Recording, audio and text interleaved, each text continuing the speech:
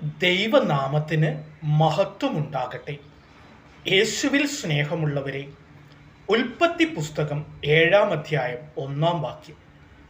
ദൈവം നോഹയോട് അരുൾ ചെയ്തു, നീയും കുടുംബവും പേടകത്തിൽ പ്രവേശിക്കുക, കാരണം ഈ തലമുറയിൽ നിന്നെ ഞാൻ നീതിമാനായി കണ്ടിരിക്കുന്നു. ഹല്ലേലൂയ. സ്നേഹമുള്ളവരെ, നോഹയ്ക്ക് 600 വയസ്സുള്ളപ്പോഴാണ് ഭൂമുഖത്ത് ജലപ്രളയമുണ്ടാകുന്നത്. നോഹയെ നീതിമാനായി ദൈവം കണ്ടതിനാൽ നോഹയും കുടുംബത്തെയും ദൈവം രക്ഷിക്കുന്നു. സ്നേഹമുള്ളവരെ, നമ്മളും ഒന്ന് നമ്മെപ്പറ്റി ആത്മശോധന ചെയ്ത് നോക്കുക. ദൈവസന്നിധിയിൽ നീതിമാനാണോ ഞാൻ? ഞാൻ നീതിമാനാണെങ്കിൽ എന്നെയും എൻ്റെ കുടുംബത്തെയും രക്ഷിക്കുവാനായിട്ട് എനിക്ക് സാധിക്കും. ദൈവസന്നിധിയിൽ നീതിപൂർവം ഓരോ കാര്യങ്ങളും പ്രവർത്തിക്കുവാനായിട്ട് നമുക്ക് സാധിക്കണം.